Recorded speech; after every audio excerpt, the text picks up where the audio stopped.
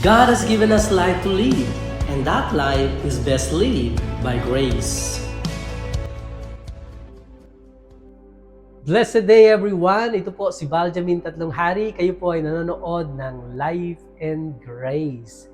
Sa episode pong ito, tayo po ay nagpapatuloy na sumagot sa mga katanungan na malimit po ay lumulutang sa Christian Circle. At sa pagkakataon pong ito ay magdidiscuss po tayo and we're trying to answer questions about healing o yung mga tanong patungkol sa kagalingan. Marami po ang nangangailangan ng kagalingan at nais ko pong sabihin sa inyo na ang kagalingan ay na-provide na ng Panginoon kasama po ng kanyang atonement. Nang siya po ay mamatay para sa ating mga kasalanan, ay dinala niya rin sa kanyang katawan sa pamamagitan ng kanyang mga latay. Tayo po ay mga nagsigaling. So pag-uusapan po natin ang mga tanong kagaya po ng, can God heal me? O kaya ba ng Diyos na mapagaling ako? Alam niyo po ang salita ng Diyos ay malinaw na nagpapahayag po sa atin na ang ating Diyos ay nagpapagaling. Siya po yung manggagamot. God is the healer and He wants us to be healed and whole. Hindi lamang po gumaling, kundi lumakad po in divine health. Gayunpaman, marami pa rin po ang mga tanong at mga pag-aakala kagaya ng mga myths o mali pong akala at paniniwala patungkol po sa healing o sa kagalingan. At ito po yung pag-uusapan natin sa episode na ito na makasasagot po ng maraming tanong patungkol po sa healing o sa kagalingan. Unang tanong, umpisahan po natin, kaya ba ng Diyos na ako ay pagalingin? Ang sagot, yes. Ang Diyos ang siyang lumikha ng ating katawan. Kaya sigurado tayong mayroon siyang kakayanan na tayo po ay mapagaling. Alam niyo po, marami pong taong naniniwala na ang Diyos ay may kapangyarihang makapagpagaling. Pero ang hindi nila maisigurado ay kung kalooban ni Lord na sila ay gumaling. Ang sabi po ng karamihan ay, oo, nagpapagaling ang Diyos dahil siya ay Diyos. Pero ako kaya, willing ba siya na ako ay gumaling? Well, the truth is, God not only has the ability to heal you, He wants you to be healed. Nais ng Diyos na ikaw ay gumaling mula sa iyong karamdaman. Kalimitan, hindi po nakikita ng mga tao ang willingness at ang goodness ng Diyos na siya ay magpagaling dahil po sa ang kanilang nakikita ay ang sarili nila na hindi sila karapat-dapat na pagtuunan ng kanyang kabutihan. Marahil dahil po sa mga pagkakamali nilang nagawa sa buhay. Kasama na dito ang pananaw na dahil God is a just God, may kaparusahan ang mga pagkakamaling nagawa nila. At maaaring ang karamdamang nararanasan nila ay kasama sa kaparusahang ito. Ngunit nais ko pong maunawaan ninyo na ang Diyos Ama sa kanya pong pagpapadala ng kanyang anak na si Jesus dito sa lupa ay nilayon niya, pinurpose niya na maalis ang mga kalituhang ito patungkol sa kagalingan at maging malinaw sa lahat ang patungkol sa kanyang true nature at ang kanyang tunay na karakter. Yes, God is a just God, and because He is a just God, ibinuhos niya ang lahat ng kanyang galit sa kasalanan sa katawan ng kanyang anak na si Jesus nung dalhin niya sa krus ang lahat ng ating mga kasalanan. Lahat ng ating kasalanan ay napatawad na ng Diyos sa pamamagitan ni Jesucristo. At ngayon, pwede mo nang maranasan ang kanyang kabutihan kasama ng kanyang pagpapagaling na tinapos niya sa krus ng Kalbaryo. Jesus is the exact representation of God. He is the clearest and complete representation of God on earth. He is the express image of His person. Sabi po ng Hebreo Kapitulo 1, talatang 3, sabi po sa umpisa ay, siya ang kaliwanagan ng kaluwalhatian ng Ama at ang ganap na kapahayagan ng pagka-Diyos ng Ama. Sabi po ng mga gawa, Kapitulo 10, talatang 38 ay ganito, how God anointed Jesus of Nazareth with the Holy Spirit and with power, who went about doing good and healing all who were oppressed by the devil, for God was with him. So, there are dozens of stories all throughout the gospel na si Jesus po ay nagpagaling ng mga may sakit. At wala po kayong mababasang isa man sa mga istorya na ito that Jesus ever refused to heal someone who came to Him for healing. Wala rin kayong mababasa sa Biblia na si Jesus gave anyone a sickness. Wala pong ganito. Sabi po ng Matthew chapter 15 verse 30 ay ganito, maraming taong pumunta sa kanya na may dalang mga pilay, bulag, komang, pipi at marami pang mga may sakit. Inilapit sila sa paanan ni Jesus at pinagaling niya silang lahat. Sabi po sa wikang Ingles, sa English Bible ay, He healed them all. Pinagaling niya po silang lahat. Jesus was able and willing to heal the sick every single time.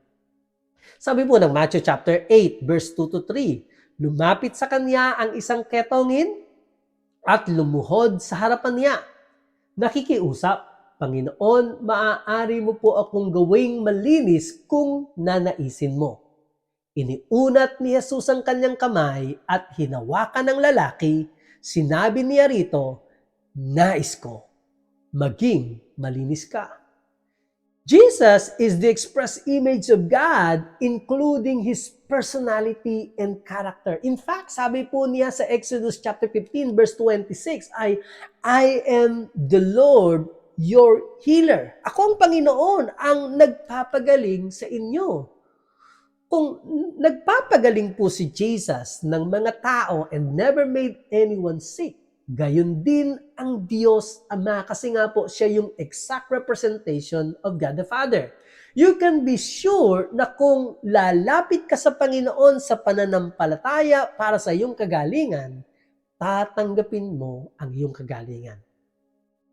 Isa pang tanong, can God use doctors to heal?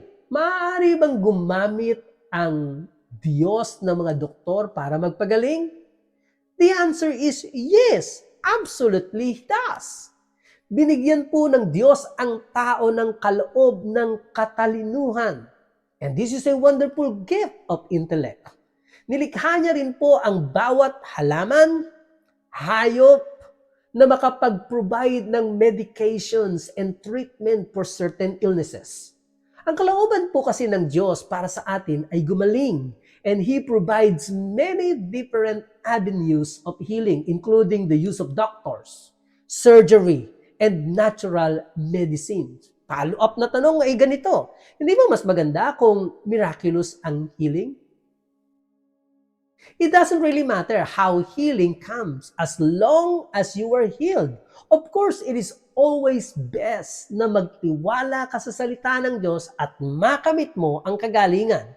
But ang salita ng Diyos ay nagtuturo sa atin na natatanggap natin ang pangako ng Diyos, kasama po dito ang healing sa pamamagitan ng pananampalataya. We are all in a different places in our walks of faith. Sa Biblia po, habang nagpapagaling si Jesus, tinagpo niya ang bawat isa ayon sa kanilang pananampalataya. Yung isa, hindi po lamang ni Jesus, gumaling na. Yung iba naman po, nagsalita lamang si Jesus kahit malayo po yung may sakit, gumaling din po. One believer may believe for a brand new hip rather than needing a surgery. However, another believer may be more ready to believe for a supernatural recovery from surgery. Yung naoperahan siya at naniniwala po siyang supernaturally ay mabilis ang gagaling from that. Both believers can experience healing because God meets us at the point of our faith. Ang bottom line po ay nais ng Diyos na tayo po ay gumaling. Dalawang bagay po ang dapat nating tandaan. Una, ang priority mo ay ang personal relationship mo kay Lord. Ito ang dapat highest in the rank. When you seek the healer, the healing will come. Hindi mo kailangang makaparehas o magkapare-pareho ang nararanasan mo compare po sa iba. Your healing journey will be unique because God knows exactly what you need. Hayaan mong ma-inspire ka ng ibang mga testimonies, but listen to the voice of the Holy Spirit regarding your personal situation. Pangalawa po, don't put God in a box. Napakarami pong kaparaanan ni Lord para matanggap mo ang iyong kagalingan. Listen to His voice and remain open to whatever method of healing He leads you to pursue. Isa pa pong tanong, why does God heal some and not others? Wow! Bakit po daw ang Diyos nagpapagaling ng iba at yung iba naman ay hindi gumagaling? Let me answer that. He doesn't. Ang Diyos ay nag-provide ng healing for us when He died on the cross. Sabi po ng 1 Peter chapter 2 verse 24, by the stripes of Jesus, we are healed. Ang physical at ang emotional healing ay available for everyone. But it is to be received by faith. Kung paanong hindi pinipilit ng Diyos ang sino man na tanggapin ang kanyang kaligtasan, ng salvation that Jesus has already provided. Although kalooban niya po na maligtas sa mga tao, sabi po ng 2 Peter chapter 3 verse 9, hindi niya rin po pinipilit ang sino man na tanggapin ang kanyang healing na kanyang ipinoprovide.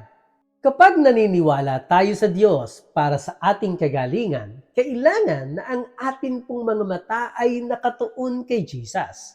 Sa kanyang pag-ibig, sa kanyang sakripisyo para sa atin, His desire and power to heal, and His very nature as the healer. Huwag nating hayaan na madistract tayo at malinlang ng kalaban to get our eyes focused sa mga circumstances na nakapaligid po sa atin. Hindi po nakatutulong sa iyo kung ang isip mo ay nakatuon sa mga tanong na bakit yung taong yun hindi gumagaling. No, healing has nothing to do with you being a good person. But healing has everything to do with what God has paid for you on the cross of Calvary. Hindi po namimili ang Diyos kung sino ang gagaling at kung sino ang hindi. His will is always healing every time. Of course, may mga dahilan po kung bakit hindi nakakatanggap ang iba ng healing that Jesus has freely provided. At minsan, nakakatempo para sa atin na subukang ma-explain and use our logic to explain what humanity just cannot explain.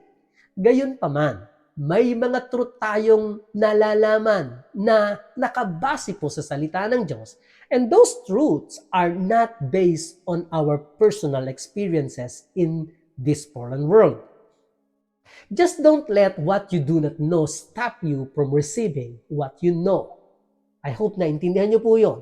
Huwag niyong papayagan na yung hindi niyo pa nalalaman ay makapigil sa inyo para matanggap ninyo ang mga bagay na alam niyo na. Ang alam natin, God is the healer and He wants and it is His will to heal every time, all the time. Balikan po natin yung sagot natin sa tanong na, can God heal me? Walang sino mang may sakit ang tinatanggihan ni Jesus na pagalingin at hindi rin siya nagbibigay ng sakit kanino man. God wants us healed and whole para maganap natin ang kanyang plano sa atin pong mga buhay. Hindi po ba itong sabi ng Jeremiah 29:11 na sinabi nitong God has a plan for us and His plan for us are only good and not evil. His plans are for us to have a future and a hope. Kaya, keep our eyes on Jesus and your mind set on the promises found in the Word of God. Isa pa pong tanong, haring panghuli na po itong tanong, why does sickness sometimes come back? Bakit po minsan may gumagaling at pagkatapos ay nagkakasakit uli? Parang bumabalik po yung sakit. Tandaan po natin na mayroon po tayong kalaban na ayaw talagang maranasan natin ang kagalingang kaloob ng Diyos. Kung born again believer ka, you are a threat to the kingdom of darkness because you are filled with the Spirit of God. The devil will do what he can to keep you bound in sickness in order to keep you from doing what God has created you to do. Pipigilan ni Satanas ang lahat ng mga Kristiyano para makaranas po ng kagalingan ng Panginoon. Sabi po ng John chapter 10 verse 10, ang magnanakaw ay dumarating lamang upang magnakaw, pumatay at pumagsa. Dumating ako, sabi po ni Jesus, upang ang mga tupay magkaroon ng buhay at magkaroon nito ng sagana. Alam niyo po, when I received my healing, ilang panahon pa ay nagkaroon ulit po ako ng symptoms. But I took authority over it at I commanded it to stop in the name of Jesus. Pero nangyari po uli ito. But I stood strong that I am healed and strongly enforced my authority over it. Hindi po nagtagal, nawala na po yung mga symptoms and I'm walking in God's divine health. Purihin ang Diyos. The devil attempted to deceive me into thinking na it didn't work, na hindi naman talaga ako gumaling. Yun po yung tinitry ng devil na isipin ko, na may mga temptation to accept the returning symptoms as evidence that God hadn't truly healed me. But that was a lie. Kasinungalingan po yun, and I refuse to believe it. Many times po, ang mga mananampalataya who have experienced healing from God ay nalilinlang by lying symptoms. Kasi po, bumabalik po itong symptoms na ito paminsan-minsan. And dapat nating matandaan, tayo po mga mananampalataya, that we are the healed and we stand to protect the healing na tinanggap po natin kay Kristo. So, minsan bumabalik po itong mga symptoms na ito and instead na gamitin ng kanilang authority, they are receiving the lies of the enemy and allow those symptoms to stay in their bodies again. Ang dapat nating gawin ay instantly, kapag may lying symptoms na nagpapakita, take your authority over them and command them to go. Wag na po tayong magpatumpik-tumpik. Minsan, hinahayaan pa nating mag-escalate. And pagka hindi na natin kaya, saka tayo magsasalita. No. The instant na makikilaman mo na may symptoms na nag-a-appear or lumalabas, then tumayo ka sa kapangyarihan ng Diyos at sa authority na binigay sa iyo ng Diyos and command that symptoms to go. Huwag tayong palilin lang. Speak to your body. Magsalita tayo sa ating katawan. Sabihin natin, hey, by the stripes of Jesus, you are healed.